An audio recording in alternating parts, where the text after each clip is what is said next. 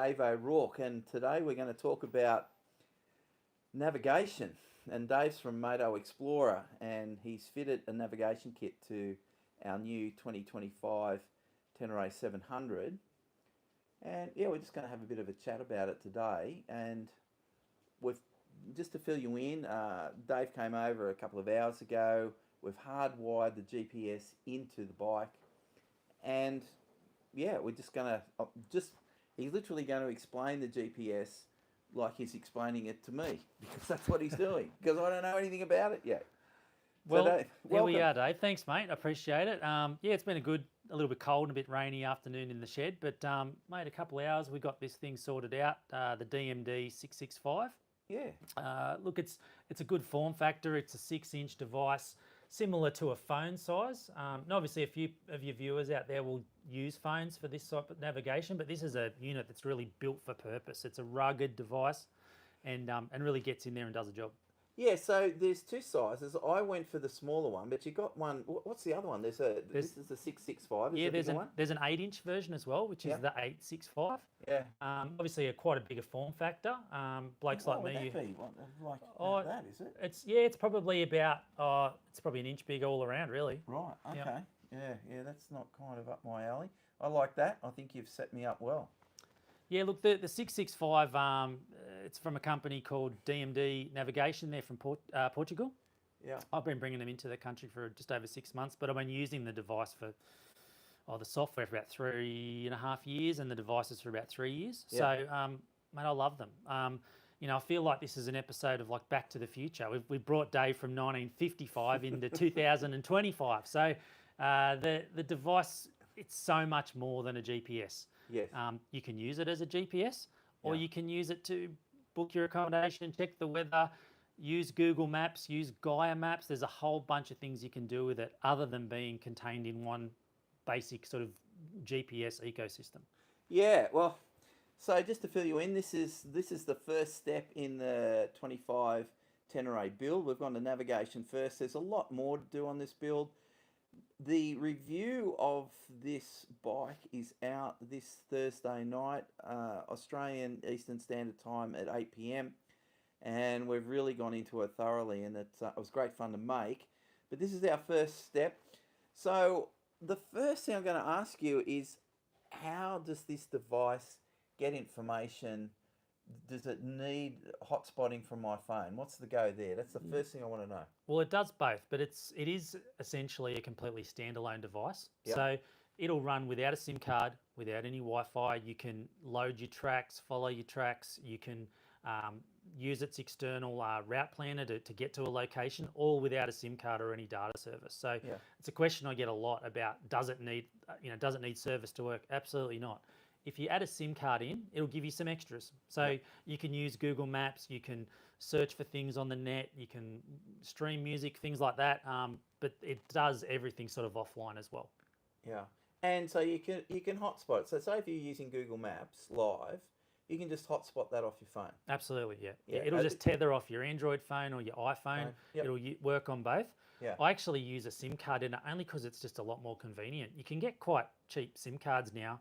I pay, I think it's like $8 a month for about 30 gig of data. I mean, obviously around the world it's all different prices, but it is pretty cheap. And to slide that in, I get a lot of different functionality out of the device. Yeah, so we're going to start hooking into, Dave's going to go through the actual kind of workings of the GPS. And then after that, if you've got any questions, feel free to post them. Just hold back on the questions for a little while.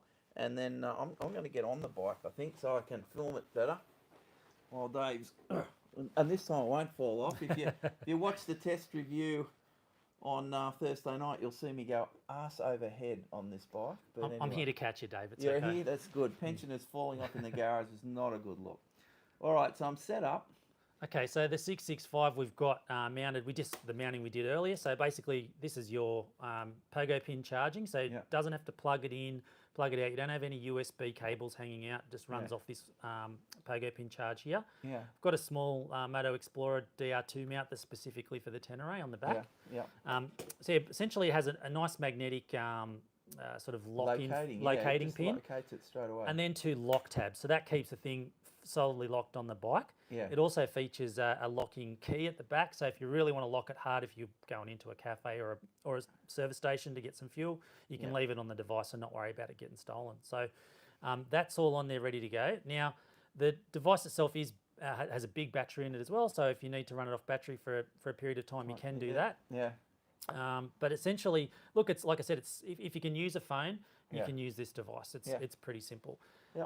The first one we'll get into is the home page or the dashboard page. Yeah. So it'll give you a mini map of essentially where you are, and that'll you can have that as sort of like a rundown of everything. Yeah. Your GPS speed, you can have some favorite apps there. Yeah. Down the bottom, you can connect an OBD tool to it. Yeah. So that'll give you things like a rev counter and some other info. Yeah. And that sits down the bottom, and then you can scroll through your things here to add in all different sorts of information that you need. Sorry, I'm pressing the wrong button there. But essentially, that's sort of your dashboard. Yes. That's where DMD stands for Drive Mode Dashboard. Right. That's essentially where it came from. Yeah. The next one's my favourite part, which is the mapping software. Yeah, it's so fast. it's very fast. This is all, I mean, we've got online at the moment, but this is all offline downloaded maps. Yes. So for every device that I send out, for my Australian customers, I download all of the Aussie maps. So they don't have to download it. Yeah. They can travel anywhere in Australia and don't have to be online. And the same thing for New Zealand customers as well. So this has, a lot of, you've got tracks in there. You've got, footpaths. footpaths, roads, tracks. Yeah. One of my favourite parts of the world. It'll actually show you your different coloured tracks. Yeah. There's green tracks, there's brown. There's a whole legend to how that works. I can run that through you later. Yeah. On the side here, you've got a bunch of information. Your speed, you've got altitude, time down the bottom, and then your heading if you're going north, east, west, or south. Yeah. There's also a nice little function here if you're online. You can have some different style of maps. So there's a satellite map. Yeah. So that'll actually download the satellite view of the location that you're in. Wow. Obviously, that's an online feature, but it is there if you need it. Yeah. And then you've got back to your standard OSM maps that this thing runs again. Yeah. There's a GPX manager for loading tracks. That's pretty easy. You basically connect that to like a Google Drive. Yeah. And then you pick which map you want to, which track you want to put in, and off you go. Load it on. Yep. There's also a navigation function, so you can literally put in an online search, and you can go to, let's just say we want to go to, let's say Sydney. Oh, actually Lake Marmora. That's one we had before.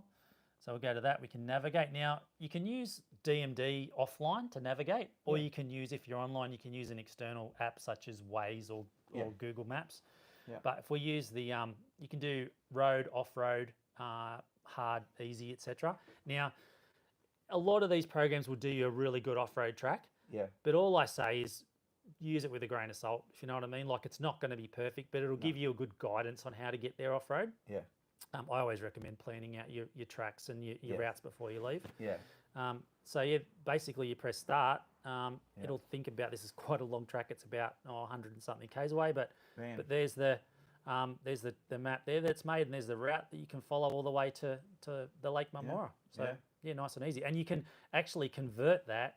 DMD will convert that into a GPX track as well. If you want to stick to it and you don't want it to change, because the routes change and tracks don't, you can actually convert that to a GPX as well inside the actual device itself. So a lot of my mates, Nugget is our key navigator. Nugget, I'm not trying to take over your navigation.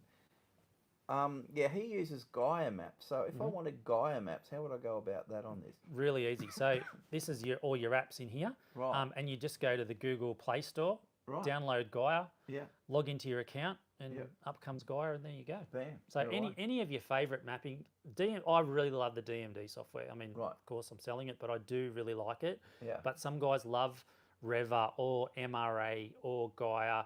Yeah. There are other options if they want to use it, even HEMA Maps. You can use the HEMA app as well. Right. What I find is that guys that before they buy them, they're dead set on a particular app. Yeah. But then then once they use the DMD, they tend to actually prefer that and go into it. So, but the options are there. And look, we all need options when we're out, especially if we've got no idea where we're going. Yeah, well, we're going to try this on the bike. As I said, this is the first modification to the bike. Anything else you want to say about it?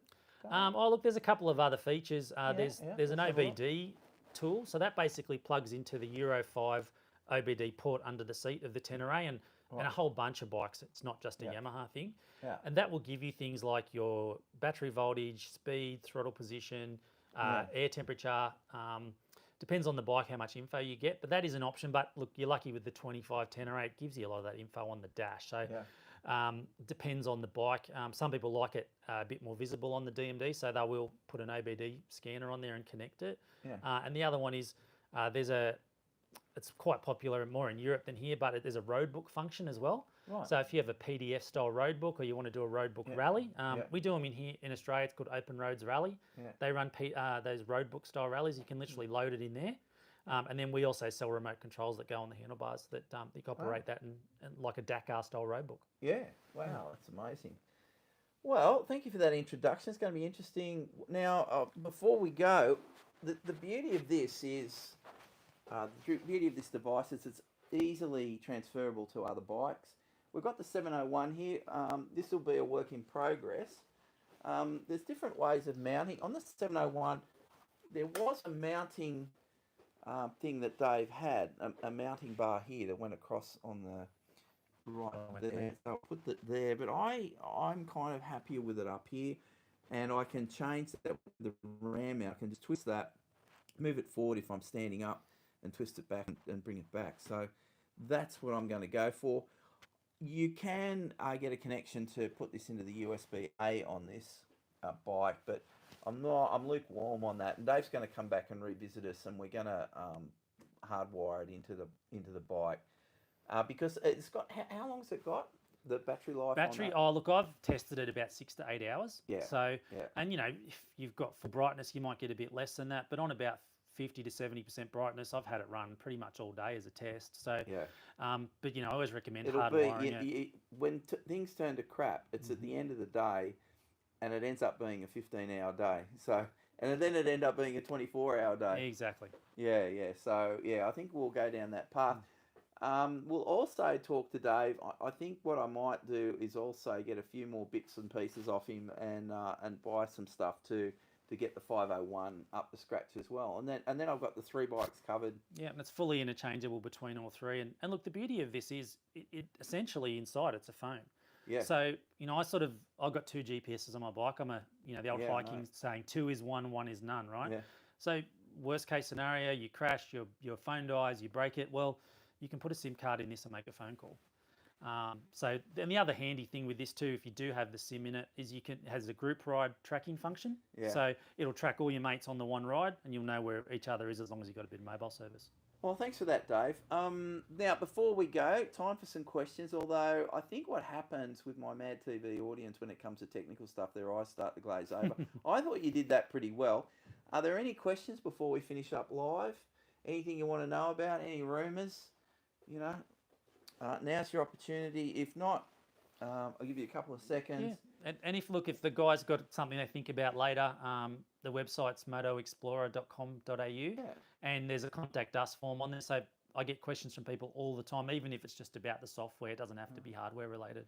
I think they've just been lazing back there and looking at this. There's a fair few people watching it, but I think they're just going, all right, okay, that's the information. All right, ladies and gentlemen, fellow riders, next thing out on MADTV is this review on this bike, Thursday night, 8 p.m. Australian Eastern Standard Time. I do drop the bike. It's a very embarrassing drop. To make it worse, my wife filmed it, and I think there's a bit of tape over here, isn't there? Look at this. We're still recovering from it. Oh, yeah, that was it. Yeah, there's some aluminium handguards on the way. All right. Okay, thanks very much for watching MADTV.